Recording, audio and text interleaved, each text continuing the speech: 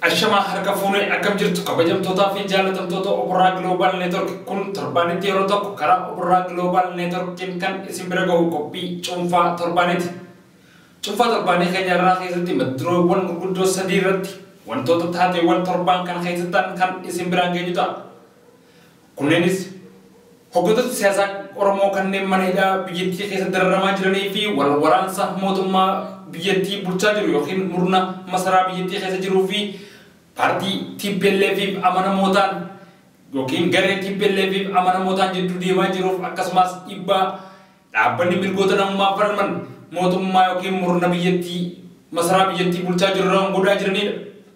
Egaa kabajamtootaa fi jaalatamtoota Opera Global Network isin keessummeessuun isin waliin kan turu Ambadaasaa Jaaffare hamma xumura qophii keenyatti nu faana turan afeerraa keenya. Hooggantoota siyaasaa Oromoo murni yookiin dhaabni biyyattii bulchaa jiru kan maqaa bilisiginnaatiin of waamaa jiru erganii fi adawaayee diigee gara bilisiginnaatti deeme siyaasa biyyattii hunda jijjiiruudhaan Itoophiyaa gara warra duratti yookiin qomoo warra duratti warreen Itoophiyummaa andilat jedhu jalatti deebisuudhaaf tattaaffiiwwan godhaa turan takkaa lamaan eegalaniitu turan.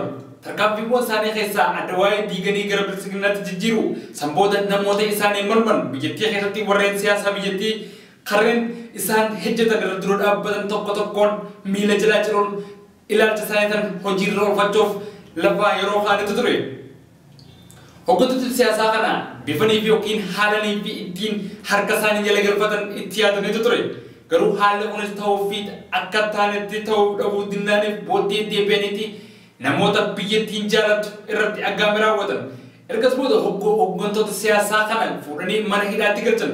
Badi tokkoo fi balleessaa malee yeroo ammaan tanaa ji'oota sadiin dura qabamanii hidhamanii mana hidhaa biyyattii keessatti dararamaa jiran. Hooggantoonni kunneen yeroo gara yeroo keessatti aggaamii yookiin bifa ittiin wal waraansa biyyattii kana keessatti mudate sababeeffachuudhaan yookiin garee juntaa TPLFtu ajjeese sababa jedhuun rakkoo biyyattii keessatti uumame wal faana firraa xumuruudhaaf yeroo gara yerootti tooftaa itti isaan kana karaarraa yookiin ija uummata duraa hidhanii itti dhabamsisanii uummanni hamileen jalaa hafuutinnaan akka uummanni biyyattii gonkumaa isaan kanallee hiyyaanne gochuudhaaf aggaamii itti ajjeesan sa'aatii 24 yeroo gara yerootti yaadaa jiru.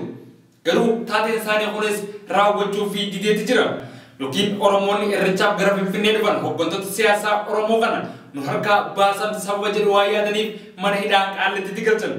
Hooggantoonni kunneen balleessaa malee yookiin badii tokko malee hanga ammaatti seera biyyattii maletti seera biyyattii namni yakkaan himatamee yoo biyyattii keessatti adabamu sa'aatii 24 keessatti murtiin itti murtooftee mana murtiitti dhiyaatee badii balleessaniif firdii argatee yookiin yoo manni murtii gallakkisee walabaan booja garuu immoo seera biyyattiitiin malee yeroo gara yerootti maqaa garaagaraa yookiin shoror keessatti moggaasuudhaan mana hidhaa biyyattii keessatti dararamaa jiran.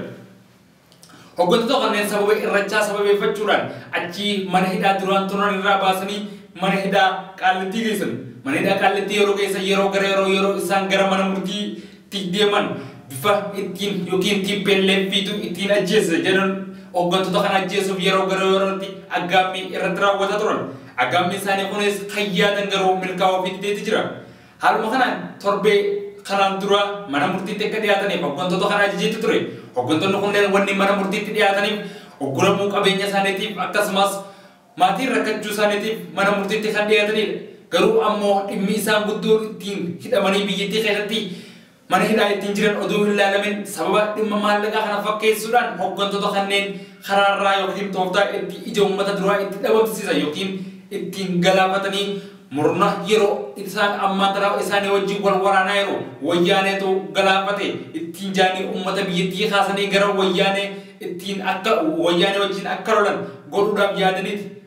garuu hooggantoonni kunis yeroo biyyattii keessatti uummanni Oromoo akka baalamufaatti dhumaa jiru akkasumas qeerroowwan Oromoo biyya garagaraatti ajjeefamaa jiru hawaasni Oromoo mana hidhaatti dararamaa jiru nuti dhimma maallaqa keenyaa hin dubbannu yookiin nus hin laallatu maallaqnummaan kun nurraa haa hafu jechuudhaan mana murtiirraa hafaniiti jiru. Hungaa yeroo fi biyyattii keessatti nuti yookiin hooggantoonni siyaasaa nuti mana hidhaa jirru akkasumas qeerroowwan Oromoo sababa keenyaan kumaatamaan dhumanii gariinis biyya garagaraatti hidhaa jiranitti nuti dhimma maallaqaatiif nu yaamuu hin barbaannu jechuunis jalaataniiti jiru. Akka odeeffannoon biyyarraa yookiin garagaraarraa dhagahamutti guyyoota isaan didansan karaa irratti namoota itti bituudhaan akka TPLF isaan garagalaafate jedhanii uummata biyyattii TPLF isaa wajjin mootummaa biyyattii bulchaa jiru wajjin ta'uudhaan TPLF irratti akka uummanni yookiin hawaasni Oromoo ka'ee duulu gochuudhaan yaadatti ture garuu yaan isaaniis galma ga'uu fidite. Sababa shororkeessummaa jedhuun himata abbaan alangaa irratti banee fi deebisaa abukaattonni abbaa alangaatiif deebisan manni murtii ilaaluudhaaf ture. Garuu hooggantoonni kunneen xalayaa barreessuudhaan sababa mana murtiitti hin dhiyaanneef isaaniif ibsaniiti jiru. Sababiin kunis mana hidhaa Qaallittii fi mana murtii federaalaa jidduu daandiin dhibbaa akkasumas fageenyi waan jiruuf biyyattiin gaaga'amsa siyaasaa keessa galtee waan jirtuuf namuu quba walitti qabatee waan jiruuf jecha yeroo ammaa kana keessatti aggaammeen garagaraa irratti raawwachuu mara. Kanaafuu aggaammeen kun yoo irratti gaaga'ame biyyattii yeroo ammaa raafamessa kana keessatti daranaa hammaachuudhaan biyyattiin tun gara faca'uutti geessi. Kanaaf sababa keenyaa biyyattiin akka hin facaane mootummaan yooniif danda'e mana murtii iddoo nuti jirrutti yeroodhaaf akkanoodhaaf san ta'uu baannaan ammoo nuti yeroodhaaf mana murtii dhiyaachuu hin barbaannu jenneeti jiru. Kanaafis namoota isin nu ajajan irraa amantii hin qabnu jedhaniiti jiru. Kunis gaa namoonni isaan ajajan keessaa qaamni harka lafa jalaatiin isaan kanarratti aggaammii godhamu jiraachuu akka hin mallees waan hubataniifi. Mootummaanis dhimma kana laalee yeroo gara yerootti akkasumas immoo manni murtiittis dhimma isaanii kana laalee yooniif danda'e mana murtii naannoo sanatti dhaabuu fi yookaan ammoo beellama isaanii kana yeroo biratti dabarsee akka ilaaluufis gaafataniiti jiru. Qabxiin keenya inni lammaffaa immoo wal waraansi mootummaa biyyattii bulchaa jiruu fi garee TPLF amanamootaan jidduutti erga jalqabe bubbuleeti jira. Gara torbaan sadiitiif deema. Mootummaan murni yookiin mootummaan maqaa mootummaatiin of waamu kan masaraa biyyattii keessa jiruu fi gareen TPLF amanamootaan jidduutti wal dhabdeen erga bule waggaa tokko darbeeti jira. Garuu ammoo wal dhabdeen isaanii kun adeemsaan gara wal waraansaatti geeddarameeti jira. Wal waraansi eegalame garee TPLF amanamootaan fi murna maqaa mootummaa yaammatee masaraa biyyattii keessa jiru jidduu erga wal waraansi eegale ji'oota sadii darbeeti jiru. Ji'oota sadeen kana keessatti iddoowwan garagaraa irratti namoonni kuma kudhanii ol caalan yoo qe'ee isaanirraa buqqaan kanneen ammoo kuma 60 ol caalan daangaa biyyattii qaxxaamuruudhaan biyya Sudaanis galaniiti jiru. Namoonni kumaan lakkaa'aman ammoo ajjeefamaniiti jiru. Odeeffannoo qabatamaa yeroo ammaa kana haala biyyattii san keessatti deemaa jiru naannoo Tigraay neetworkiin ala waan taatee jirtuuf gareen mootummaa biyyattii bulchaa jirus iddoowwan akkanaa irratti tarkaanfii fudhannee harkaa fuuneeti jirraa jiru. Gara TPLF ammoo biyya kanaatti iddoowwan akkana kanatti raawwanne yookiin ammoo waraana kana injifanneeti jira jedhuun sababa gara lamaan irraa ho'aati jiru. Garuu ammoo qabatamaan lafarratti eenyu akka irra aanaa jiruu fi eenyu akka irra gaaga'aa jirus wanni beekamee jiru. Sababaan isaatis bu'uuraaleen intarneetaa biyyattii keessatti uguramee waan jiruufi. Mootummaan yookiin murni masaraa biyyattii keessa jiru garee TPLF amanamootaanii fi murna isaanii kan waraanaa keessa jiraniif mootummaan yookiin murni masaraa biyyattii keessa jiru garee TPLF amanamootaanii kanneen lolaa jiran milishaa fi poolisiin humna addaa Tigraay guyyoota sadii keessatti akka harka kennataniif jedhee guyyoota sadii qabeetiif ture. Guyyoota sadii kana keessatti garuu ammoo gareen tunis akka hin dhumne itti himanii turan. Mootummaan tarkaanfii fudhatamaa fi yookaan boodan deebinee nama fudhatee jeetuma itti deemaati jira. Garuu tarkaanfiin isaa kun eessa akka ga'e wanni hubatamee hin jiru. Gareen TPLF amanamootaan mootummaan kun nun hubanne nuti mootummaa dargii kan dhiibbini cunqursaa ture ofirraa konkolchine garuu isin dargii hin geessan. Jata biyyattii fi dargaggeessa biyyattii ka'aa uummanni kun dargii hin caalanii akeeka keessan kan fuulduraa isin duraa gufachiisuuf deemanii kanaaf nu wajji dhaabbadhaa jechuudhaan uummata biyyattii kaasuudhaan garee biyyattii bulchaa jiru wajjin wal waraanaati jiru. Gareen kunis yoo harka kannachuu baattan yoonii fi ammoo wal waraansa kana dhaabdanii nu jalatti deebuu baattan tarkaanfii ibbootan deebinee isinirratti fudhannaa jechuunis itti fufanitti jiru. Wal waraansa kanaan meeshaalee gurguddaa fayyadamuudhaan gareen TPLF'is magaalota Bahar Daarii fi Gondar akkasumas biyyoota ollaa Asmaraattillee wal waraansi kun itti fufuun misaa'ilaan rukutamaa jirtu. Misaa'illi kun magaalota Amaaraa iddoowwan gurguddoo lama buufataalee xiyyaaraatii fi akkasumas iddoowwan kuusaa warshaa waraanaatii fi mooraa waraanaatti taa'ee jira. Gara mootummaa biyyattii bulchaa jiruun meeshaan Tigraay keessaa qabdu yookiin Tigraay misaa'ila ittiin haleeltu biyyattii asumateenyee achitti duraa ogurreetti jira. Kanaaf wantoonni isaan ittiin rukutuu danda'an hin jiru jechuun yeroo gara yerootti sobaa turuun ni yaadatamu. Garuu ammoo gareen kun torban sadeen hanga ammaatti wal waraansi eegalame kan keessatti yoo xiqqaate magaalota Amaaraa gurguddoo Bahar Daarii fi Gondar irratti haleellaa raawwatanii jiru. Haleellaa kanaan buufataalee xiyyaaraa Gondar akkasumas buufataalee xiyyaaraa Bahar Daar jiru irratti tarkaanfii fudhatanii jiru. Torbaanuma kana keessatti iddoowwan meeshaa waraanaa Bahar Daar jiranii fi mooraalee waraanaa irratti tarkaanfii fudhachuun lubbuu namaa baay'ee balleessuus dubbatee jira. Gara mootummaa biyya bulchuutiin garuu ammoo maaltu akka uumame wanni dubbatamee jiru. Akkasumas biyyattii ollaa Eertiraattillee misaa'ila darbachuudhaan dirree xiyyaaraa Eertiraa barbadeessanii jiru. Wanni dhagahame akkasumas wanni isaan raawwatan hin jiru jabees akkasumas miidhaan qaqqabe ni jira jee waan dubbate hin qabu. Garuu naannoo Tigraay waraanni Shaabiyaa waraana gara mootummaa biyyattii yookiin murna biyyattii bulchaa jiru kan dursaa Abiyyi Ahmadiin hoogganamu waliin ta'uudhaan nu waraanaa jira jechuun gara yerootti Eertiraan qooda keessaa qabaachuu dubbachaa ture. Kanaaf tarkaanfiin Eertiraa irratti illee ni fudhatama jechuun dubbateeti jira. Garuu yeroo lammaffaan Eertiraa rukutaniiti jiru. Wal waraansa kana keessatti gaa yeroo ammaa tanaa gareen lamaanuu kaaniin siituu harka kannata kaaniin ammoo siituu jilbii bachuutaa jechuun jira. Pirezidaantiin naannoo Tigraay Dabratsiyoon Gabramikaa'ilis nuti nun hubanne. Kanaaf waan isarra gahuuf ta'u walumaan laalla. Mirga keenyaan yoomillee taanaan dhibbootan deebinu biyya teenyaaf ni dhumna.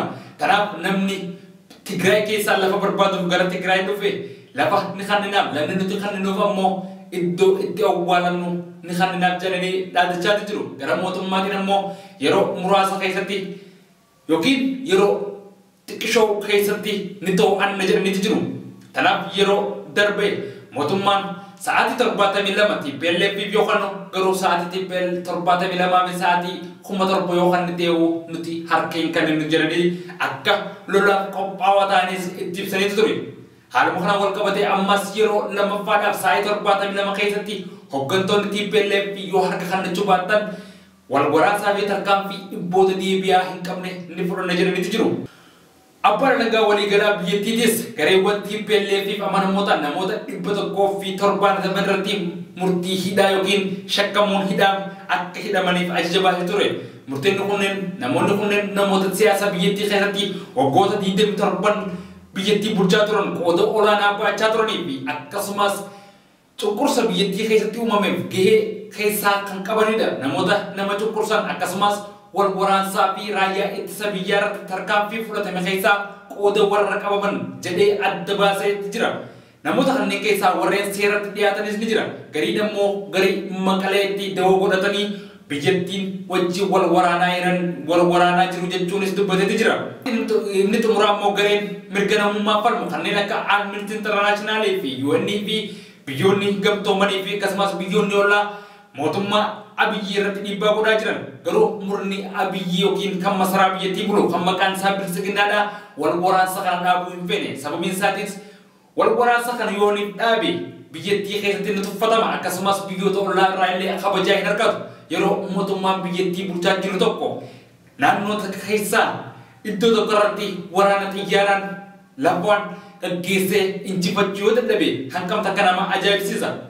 Kanaaf wal waraansa kun hammaatee gara biyyoota ollaatti akka hin ceene kanneen akka Jabuutii fi Keeniyaan warroota itti dhiyeenyaan wal waraansi kun dhaabbatee karaa nagaatiin akka furamu jedhe. Garuu mootummaan yookiin murni masaraa biyyattii bulchaa jiru kan dursa Abiyyi Ahmadiin hoogganamu wal waraansa kana karaa nagaatiin furuu hin feene. Tanaaf gaafni awwal waraansa kana yookiin karaa nagaatiin furachuu danda'u gaafa dhaabni yookiin murni TPLF kan Maqaleetti galu harka kannatee nu jalatti deebi'ee jechuunis dubbateeti jiru. Yeroo gara yerootti yoo inni dabalatee dhaabbanni biyyoota gamtoomanii wal waraansa kana akka dhaabuuf dhiibbaa irratti godhaa jiran garuu ammoo hooggantoonni biyya alaa jirtan akkasumas gareen mirgoota namummaa falmatan isin mirga naannoo tiyyaa keessa seenuu hin qabdan tanaaf seera addunyaa kabajaa kaniin wajjii wal waraanaa jiru biyya tiyya keessa malee biyyoota ollaatiin kanaafuu nu jidduu hin seenaa jechuun dhaabbata biyyoota gamtoomaniitiif deebisaati jira. Meegaa kan nama ajaa'ibu gargaarsa walqixxaqoo biyya alaarraa argatu yeroo warroota irraa gargaarsa argatu saniin isin dhimma kiyya yookiin dubbii tiyya keessa seentan kan jedhu ta'e hanqamta akka nama ajaa'ibsiisa. Egaa kabajamtootaa fi jaalatamtoota warraa Global Network cuunfaan keenya akkuma itti fuufetti jiran hamma xumuraatti nu faana turaan affeerraa keenya. Walwaraansa kana keessatti gamtaan Afrikaattis gara yerootti itti dhufuudhaan walwaraansa kun dhaabbatee karaa nagaatiin haa furamu jechuun yaada dhiyeessaatiif turan. Kanneen akka AOM fi UNITs walwaraansa kana keessatti baqattoota gara nama 40 ta'an gara Suudaanitti baqatanii rakkachaa jiran. Haleella magaalaa Maayikaadiraa keessatti uumameen namoonni 600 lakkaa'amu yoo du'an ragaadhaan lafa kaayatti jira. Tarkaanfiin kun yoo haala kanaan itti fuufe miidhaa fi akkasumas lammiileen 40 caalan kana caalaa gara nama 200 siquu danda'a yoo ji'oota kana keessatti fuufee jechuun waan laalaniif mootummaan wal dhibdee kana karaa nagayaatiin taa'ee furachuu qaba jechuunis dubbatanii jiru. Garuu ammoo IOMs ta'ee dhibbaawwanii fi dhaabbanni biyyoota gamtoomanii kanneen mirga namummaa falman biyyattii keessatti naannoo Tigraay keessatti dhaqanii gargaarsa namummaa naannoo Tigraayifis godhuu hin dandeenye. Kanaaf wal dhibdeen kun karaa nagayaatiin akka furanuuf dhiibbaa muummeen ministeera biyyattii bulchaa jiru kan bara aangoo fixatee irratti godhaa jiran. Innis garuu wal dhibdee kana gaafni karaa nagayaatiin furu gaafni dhaaba TPLF'n hoogganamu harka keeyyachi'eeti jira. Egaa eenyu akka injifatu yookiin wal waraansa kun karaa mitti akka deemuu fi eenyu akka irra aanu bullee kan waliin ilaalu ta'a. Kanaaf uummanni Oromoo raafamisa garee kuufee wal lolaa jiru kana jidduu itti fayyadamuudhaan tokkummaan ijaaramuudhaan hayyoota ijaaramuudhaan qeerroonis bikka jirutti hundi ijaaruudhaan dhaabba isaa dhaabaa yookiin shanee cinaa dhaabbachuudhaan hooggantoota isaa jabeeffachuudhaan kanneen mana hidhaa keessa jiranis tarsiimoodhaan mana hidhaatii baafachuu qaban. Kanaaf uummanni Oromoo yeroonii fi gaagamensaa fi wal waraansa jidduu jiran kanatti fayyadamuudhaan siyaasa isaa galmaan gaachuu qabu. Kana oduu eeguu yeroonii fi TPLF cabte garasaa as deebi'uun isaaniis waa hin oolan. Kanaaf gareen lamaanuu isaaniif bu'aa waan hin qabneef jecha biyya isaanii irratti dhaaba isaaniif ta'u jala hiriiruudhaan hooggantoota isaanii mana hidhaa keessa jiran baafachuu akka qabanis asumaan dhaamna. Kabajamtootaa fi jaalatamtoota warraa Global Network cuunfaa torbaan keenya asumarratti raawwata. Torbaan qophii biraa qabannee ammoo walitti eegnutti turtii gaarii.